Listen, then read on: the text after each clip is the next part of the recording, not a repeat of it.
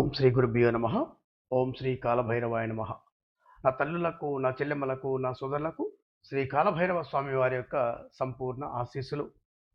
రేపు అనగా మార్చి 3, 2026 మంగళవారం పాల్గొన శుద్ధ పూర్ణిమ, హోలీ పూర్ణిమ పర్వదినాన పుబ్బా నక్షత్రమందు సింహలగ్నంలో కేతుగ్రస్త పాక్షిక చంద్రగ్రహణం సంభవించబోతున్నది.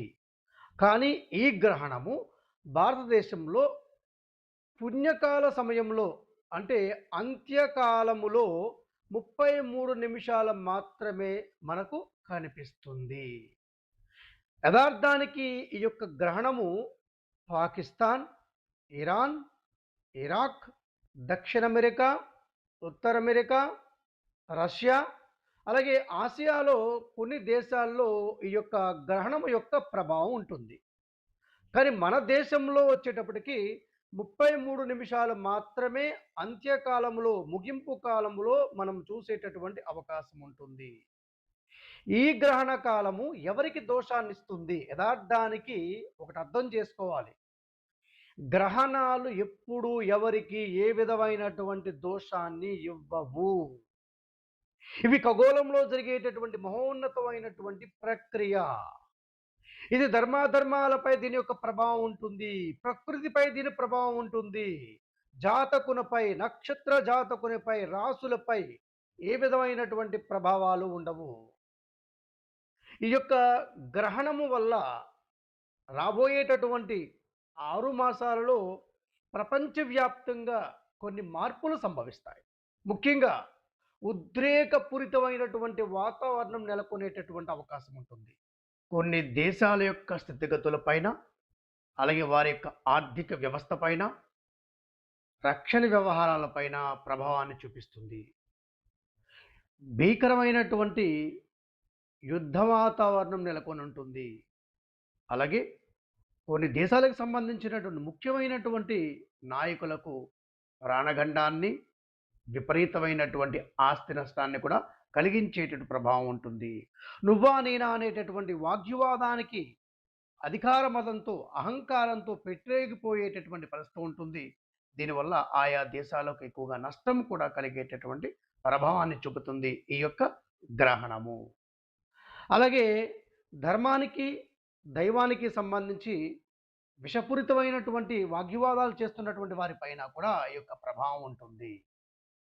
అర్థం చేసుకోండి మిత్రులారా, ఈ గ్రహణము ప్రకృతి పైన, కాలం పైన, ధర్మాధర్మాల పైన మాత్రమే దాని యొక్క ప్రభావాన్ని చూపిస్తుంది. సాధారణమైనటువంటి జాతకుని పైన, నక్షత్రకుల సంబంధమైన, రాశి సంబంధమైనటువంటి వ్యవహారాలపై ప్రభావాన్ని చూపింది. కానీ ఈ యొక్క గ్రహణ కాలంలో మనకు మన యొక్క ధర్మశాస్త్రాలు కొన్ని విధానాలను సూచించాయి. ఈ యొక్క విధానాల్లో మొట్టమొదటిది, గ్రహణ కాలంలో గ్రహణము ఎక్కడ జరుగుతున్నా సరే, గ్రహణ ప్రారంభం నుంచి ముగింపు వరకు ఆ సమయంలో మనము అంతర్గతంగా శక్తిని పెంచుకోవడానికి ప్రయత్నం చేయమని చెప్తుంది మన ధర్మశాస్త్రం. మనకు మన నిత్య జీవితంలో ఎన్నో రకాల సంకల్పాలు ఉంటాయి, ఎన్నో అభిష్టాలు ఉంటాయి, రకరకాల కోరికలు ఉంటాయి. వాటిని నెరవేర్చుకోవడం కోసం మనకు జన్మతః శక్తి ఉంటుంది. కానీ ఆ శక్తిని మరింత పెంచుకోవాలి అంటే ఈ యొక్క గ్రహణ కాలము అత్యంత ముఖ్యమైనటువంటి పుణ్యకాలంగా, పవిత్రమైనటువంటి శక్తివంతమైన కాలంగా తెలియచేస్తుంది మన యొక్క ధర్మశాస్త్రము. చంద్రగ్రహణం రోజు, హోలీ పూర్ణిమ రోజు రాజమహేంద్రవరంలో అఖండ గోదావరి నదీ తీరాన శ్రీ స్వర్ణాకర్షణ కాలభైరవ స్వామి వారి యొక్క దర్శనం ఉదయం 6 గంటల నుండి 11:30 వరకు ఎలాగా ఉంటుంది. కానీ గ్రహణ కాలంలో కూడా 3:21 నుండి 6:46 వరకు కూడా స్వామివారి యొక్క దివ్య మంగళ దర్శనం ఉంటుంది. ఆ సమయంలో స్వామివారి యొక్క అభిషేక సేవ ఉంటుంది. ఆ సమయంలో సామూహికంగా స్వామివారి యొక్క మహామంత్ర జపయజ్ఞం ఉంటుంది. కాలభైరవ స్వామి వారి యొక్క హోమ ప్రక్రియ కూడా ఉంటుంది. కాలంలో పట్టు విడుపు స్నానం ఎప్పుడు చేయాలి? 3:21 ముందు పట్టు స్నానం చేయండి. జపం చేయడానికి 3 గంటల 21 నిమిషం నుంచి కూర్చోండి ప్రశాంతంగా. 6 గంటల 46 నిమిషాల వరకు చేయండి. ఆ తర్వాత మీకేవైనా మంత్రోపదేశాలు, గురూపదేశాలు ఉంటే ఆ యొక్క మహామంత్రాలన్నిటిని కూడా జపం చేసి తర్పణ మొదలి 6 గంటల 46 నిమిషాల తర్వాత విడుపు స్నానం చేయండి. గర్భిణీ స్త్రీలు ముఖ్యంగా ఈ సమయమంతా కూడా మీరు ఈ యొక్క మంత్రము లేదా కాలభైరవాష్టకము పారాయణం చేయండి. మీకు శక్తివంతమైనటువంటి పుత్రుడు లేదా పుత్రిక జన్మించేటటువంటి అవకాశం ఉంటుంది. గ్రహణ కాలంలో ఏ గర్భిణీ స్త్రీ అయితే భగవత్ నామస్మరణ ప్రశాంతంగా చేస్తారో వారికి జ్ఞానవంతమైన, శక్తివంతమైన, ఆరోగ్యవంతమైనటువంటి శిశువు జన్మించేటటువంటి అవకాశం ఉంటుందని మనకు ధర్మశాస్త్రం తెలియచేస్తుంది. భోజనం మీరు 1 గంట లోపులో భోజనం స్వీకరించడానికి ప్రయత్నం చేయండి. తదుపరి 6 గంటల 46 నిమిషాల తర్వాత ఈ యొక్క విడుపు స్నానం అయిన తర్వాత భోజన కార్యక్రమాలు చేయొచ్చు. వృద్ధులకు ముఖ్యంగా ఈ గ్రహణానికి సంబంధించి ఏ విధమైన నియమాలు పాటించాల్సిన అవసరం లేదు. మీరు ఎక్కడుంటారో అక్కడ మీ ఇష్టదైవాన్ని ప్రార్థన చేయడం మాత్రం మర్చిపోవద్దు. అలాగే మంత్రోపదేశం ఉన్నటువంటి వారు ఈ యొక్క దర్భలు మీ అందరికీ కూడా తెలుసు. దర్భలు తీసుకోండి. ఒక 6 దర్భలు తీసుకోండి. ఈ 6 దర్భలను ఒక కంకణాకారంగా తయారు చేయండి. ఒక కంకణంగా తయారు చేయండి. సాధనలో ఉన్నటువంటి వారికి మాత్రమే చెప్తున్నాను. ఇది అతీంద్రియ శక్తులను సంపాదించుకోవడానికి ఉపకరించేటటువంటి గొప్ప ఆధ్యాత్మిక వస్తువు. ఇది మీకు ఎక్కడా లభించదు. ఎవరికి వారే చేసుకోవాలి. దర్భలు తీసుకొని వచ్చి ఒక కంకణాకారంగా తయారు చేయండి. ఈ కంకణాకారంగా తయారు చేసేటప్పుడు మీరు పంచమూర్తి ధ్యానం చేయండి.